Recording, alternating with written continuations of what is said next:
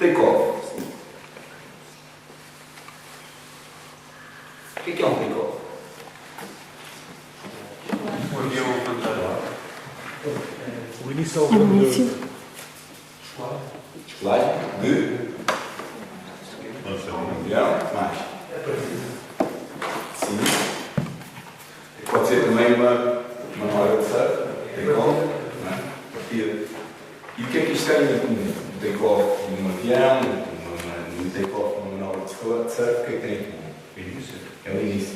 O início de alguma coisa. Ou o início da viagem, ou o início da diversão. No surf. Nossa. Já fechou. Exatamente. E é isto mesmo que eu devemos falar hoje. Eu devo falar do take-off. Do take-off que nós fazemos aqui. Como é que nós começamos algo que pode ser memorável? Nós vimos em termos de feedback dos avaliadores, do avaliador geral, e vimos aquilo que os nossos oradores fizeram aqui hoje e aprendemos muito sobre como entregar bons discursos. Mas se nós partimos isto um bocadinho e falarmos especificamente de algumas coisas que fazem a diferença, no início do discurso, vamos ver que o início da viagem acaba por ser muitíssimo importante. Porque, por exemplo, este fim de semana estive em Bonn, na Alemanha, e quando cheguei ao aeroporto, encontrei duas distintas colegas Toastmasters de outros clubes e disseram-me o seguinte: Marco, vens tão fresquinho, não tens uma medalhinha? E eu, não. Chegámos lá, estávamos 0 graus, eu pensei na marinha muitas vezes e não encontrei uma marinha para comprar, portanto, também foi frio incrível. Portanto, antes do take-off também isto exige um bocadinho de preparação.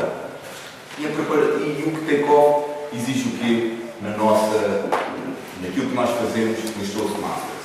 Em primeiro lugar, exige skill. Exige saber o que é que nós estamos como é que se faz um bom início. Mas, por outro lado, exige que, de alguma forma, quem vem aqui esteja em condições de aplicar aquilo que sabe. E nós sabemos que muitas pessoas sabem montes de coisas, mas não fazem. Para isso é preciso estarmos nas condições certas. E, por outro lado, é necessário conseguirmos adequar a audiência. Eu lembro, nunca me esqueci, há uns anos atrás, estava eu nos primeiros meses, depois de ter deixado de fumar, fui a uma reunião com um concorrente ali da tabaqueira. E aquela malta fumava. E aquilo até estava a correr bem, mas ao fim de meia hora, se eu sentisse aquele cheiro mais 5 minutos, eu tinha que pegar num cigarro. E disse: olha, vocês vão me desculpar, mas eu estou-me a sentir mal. Vocês fumam demais. Elas estavam a ser tão simpáticas comigo. A partir daquele momento, deixaram de fumar, mas claro que não entendi lá nada. Portanto, a adequação à audiência acaba por ser extremamente importante. E para abrirmos com sucesso, nós temos que, em primeiro lugar, conquistar a atenção. E a atenção, nós já vimos aqui em alturas anteriores, depende do quê? Quem é que se lembra? Atenção. Atenção é biológica, é selvagem. Portanto, o que é que me foca a atenção? Novidade. O que é que nós, o feedback que demos ao Pedro, se nós nos movimentarmos, não é? Intensidade, emoção e significado. Portanto, alguma coisa destas nós vamos ter que apresentar logo no início, sob pena de não chamarmos a atenção. Se não chamarmos a atenção, passamos despercebidos, até podemos ter um grande conteúdo e não vai acontecer grande coisa, porque nós, ao falarmos, ou entregarmos um discurso, queremos de alguma forma dar alguma coisa a alguém, a uma audiência. Em segundo lugar, mesmo que não seja muito explícito, as pessoas têm que entender que tipo de tópico é que nós estamos a falar. Estabelecer rapport, pode ser sorriso, com o nosso entusiasmo, contato visual. Quem é que esteve na sessão de demonstração de Setúbal? Quem é que viu o que o João Mendonça fez logo no início? Alguém se lembra? Uma série de pessoas que não tinham nada a ver com as Toastmasters apareceram lá e devem ter pensado: não sei se estou aqui. Bem, todos de pé. E agora, todos. Eu fiz aquilo 2 vezes. Houve umas 3 ou 4 que não se levantaram, não sei se vocês repararam. Mas não ficaram indiferentes. Não ficaram indiferentes. Ele fez uma coisa diferente, ninguém estava à espera. E criou ali uma ligação. E deve, no máximo, durar 10% do total do discurso. Agora, como vos disse, estado emocional, saber o que fazer. Estado emocional, muito importante. Quantas pessoas têm grandes ideias, são extremamente criativas, ficam aí na sua cabecinha, pensam que vão entregar grandes discursos e depois chegam ao palco e as coisas não são exatamente como imaginaram. A quem é que já aconteceu isso? São poucos. Na verdade, já nos aconteceu a todos. Uau! Isto vai ser incrível. Mas depois chegamos aqui, por uma razão ou por outra. Normalmente emocional, a coisa não flui. Na realidade, aqui, independentemente de todas as nossas capacidades, mental, emocional, cognitiva, de intenção, o que acaba por ser relevante é o comportamento. E é isto que é importante nós retermos. O comportamento é o que fica, é o que as pessoas veem. As pessoas não veem a nossa intenção, as pessoas não veem a preparação, os dias que nós vamos a preparar um discurso. E é aquilo que nós fazemos aqui. E o beginning, o início, o take-off, também é um comportamento. E por outro lado, eu já ouvi pessoas a dizerem assim: Marco, eu queria ir em zen para cima do palco. E o Marco diz: não façam isso. Porque ir em zen para cima do palco devia ser terrível. Vocês chegavam aqui, não, vão perder de mão. Faltou-se massa. Eu fiz isto uma vez, mas foi no carnaval. Mas caralho, oi, tudo bem? Bom, hoje vamos falar sobre não. Nós precisamos de uma certa ansiedade, ou seja, o stress, há o stress, o distress, stress positivo, stress negativo. E dentro do stress positivo nós temos uma fase em que já estamos dinâmicos. Por exemplo, como a maior parte de vocês sabem, eu compito em triatlo. E é uma coisa que eu reparei há uns meses atrás com o meu cunhado, também compete. Portanto, nós treinamos juntos a maior parte das vezes. Nós temos Garmin ligados ao satélite, temos uma frequência e vamos percebendo quando é que a nossa pulsação está a aumentar. E naturalmente, porque não depende da nossa consciência, à medida que a hora da prova se vai aproximando, a pulsação vai aumentando. O que é que o tronco cerebral está a fazer? Nós não fazemos a mínima ideia que ele está a fazer isso.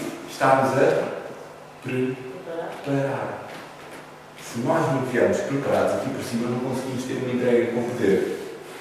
Portanto, há uma série de alterações que são biológicas e são de sobrevivência, que não vale a pena falar delas, mas que basicamente nos ajudaram a sobreviver aos tigres dentro de sala. Nós tornámos um bocado mais rápidos, mais astutos, vimos um bocadinho melhor e conseguimos fugir na maior parte, quer dizer, alguns de nós. Outros ficaram lá, por isso nós sabemos que os tigres dentro de sala eram perigosos, porque há caveiras furadas por 2 dentes. Portanto, basicamente há uma alteração que acaba por ser importante que nós vamos ver aqui com ela. Não venham em zen, houve uma pessoa com quem eu falei há pouco tempo, disse: quando eu ia fazer grandes entregas para muitas pessoas, eu bebia medronho. Ok? Medronhozinho. Mas também pode não resultar. Mas realmente baixa um bocadinho a ansiedade. Isto porquê? Muito importante, o que é que nós podemos fazer para alterar essa ansiedade ou esse medo que nós temos de vir aqui para o palco? Em primeiro lugar, terem na cabeça que é normal. É normal. Se é desconhecido, o que é que o nosso cérebro biológico sobrevivente fez? Este caminho é seguro. Eu já passei por aqui milhares de vezes. Portanto, eu não vou morrer. Eu vou sobreviver, porque nós somos sobreviventes. E queremos que a nossa espécie sobreviva. Portanto, se eu nunca fui para um palco, ele vai dizer: ótimo, não faz, porque assim vais sobreviver. Se nós conscientemente quisermos ir para cima de um palco, é mais que normal que ele vai nos criar ansiedade e stress e vai nos preparar para uma coisa que nós não sabemos o que é. Outro aspecto muito importante do beginning ou do take-off é claramente os seus primeiros 10 segundos. Tem essa noção. seja, bem, marketing um caveman, mais ou menos. Mas não é verdade. Os primeiros 10 segundos são fundamentais. Sempre foram. São nos primeiros 10 segundos em que nós, os nossos antepassados, observavam os outros e percebiam se era amigável ou se não ter um problema. E também outras coisas que não são para aqui chamadas. Mas os 10 segundos acabam por ser, por isso que há tal para a primeira vista, mas pronto, mas já são outros 500. A atenção, ao contrário daquilo que nós pensamos, o nosso cérebro é uma esponja, acaba por ser um filtro. E nós filtramos aquilo que é relevante para nós. E se nós fizermos cenários catastróficos na nossa vida, acreditem que o nosso cérebro vai estar a filtrar só aquilo que é altamente negativo. Se eu estivesse aqui a pensar, vocês podem estar a dizer, bem, que entrega terrível que o Marco está ali a fazer. Mas eu não venho com essa fantasia na minha cabeça, nem com essa experiência. Portanto, para mim, vocês estão todos a aturar, porque é isso que me serve a ter. Outra coisa muito importante na memória, quando nós temos uma memória implícita e explícita. Claramente, uma semântica do episódio, mas não é dessa que eu vos quero falar. Eu quero falar de uma outra, que tem a ver com o condicionamento não associativo. O condicionamento não associativo é um tipo de memória que nós temos que é extremamente relevante, que faz com que nós, ao repetirmos o estímulo, vamos tendo cada vez menos reações. Se repararem, se nós colocarmos o nosso dedo num prego, no princípio dói muito, mas nós vamos adaptando. E é exatamente o que acontece ao virmos para cima do palco. Quantas mais vezes nós vimos para aqui, mais relaxados, mais preparados, mais adequados e mais adaptados nós estamos àquilo que vimos aqui fazer. Nós podemos melhorar a experiência também fazendo o quê? Bons cenários. Isto aqui são slides de António Damasio. Alguém conhece? O professor António Damasio. Exatamente. O professor António Damasio, que é o grande especialista de consciência, ele conseguiu demonstrar que a memória não fica, a memória não é guardada nos córtex principais, mas são guardadas nos córtex associativos.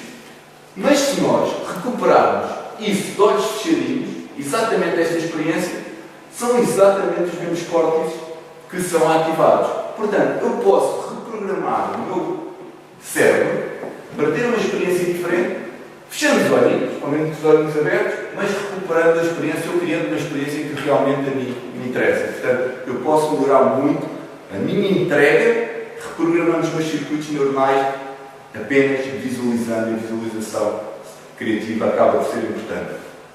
Técnicas de abertura. Uma delas é afirmar a importância do tema. Porquê que este tema é importante? Por exemplo, num discurso sobre as exposições em geral ao sol, como vocês têm aqui, podem começar por dizer um grande bronzeado é muito estético, mas pode envelhecer prematuramente a pele e causar câncer. É fundamental protegerem-se dos raios nocivos de sol. Chama a atenção para aquilo que vocês vão falar. Por outro lado, fazer uma declaração surpreendente. Fumar mata não é surpreendente, mas mais americanos morrem por ano devido ao consumo de tabaco que todos aqueles que morreram na Segunda Guerra Mundial e no Vietnã. É surpreendente. 3. Despertar a curiosidade. Ou seja, usar uma série de frases relacionadas com o tópico que desperta a curiosidade. Uma vez eu fiz um discurso foi. E quando eu vim aqui, eu fiquei a pensar, isto sem um sorriso. E refleti sobre o meu passado. O que eu já vivi e o que eu mudei. E a palavra era confiança. Contar uma história a uma anedota. Não vou contar esta história à anedota, que eu ia contar porque ele já está ali com o cartão, mas tinha uma anedota para vos contar. E já comecei vários discursos com isso até table topics, com aquela história, com a anedota do professor e do aluno que estavam a discutir como é que era possível. Nós, que já fomos aquele povo e descendemos daquela gente que atravessou mares e descobriu novos sítios e colonizou uma série de países, como é que é possível nós estarmos nesta situação? Nós descendemos deles. E o professor diz, mas isso não é nada estranho. É que nós não descendemos dos que foram, descendemos dos que ficaram. Eu já abri dois discursos com esta frase, com esta anedota. Fazer perguntas retóricas, tópico, perguntas retóricas que fazemos muito aqui. E dá logo ideias, claro. Por exemplo, a Joana deu um bom exemplo de uma pergunta que fez-nos refletir sobre um potencial tópico. Começar com uma citação. Por exemplo, já a minha avózinha dizia, e é verdade, isto não estou a mentir. Muito bem trabalho em direções. É uma boa forma de começar quando nós quisermos falar de uma coisa estranha. Mas ela já dizia isso há muitos anos. Isto é totalmente verdade. E referir a ocasião. Referir a ocasião. Há 2 anos atrás, provavelmente, muitas pessoas, quando viram que o Young Entrepreneurs Masters Club demorou tanto tempo a fazer o seu charter, que seria um clube fraco.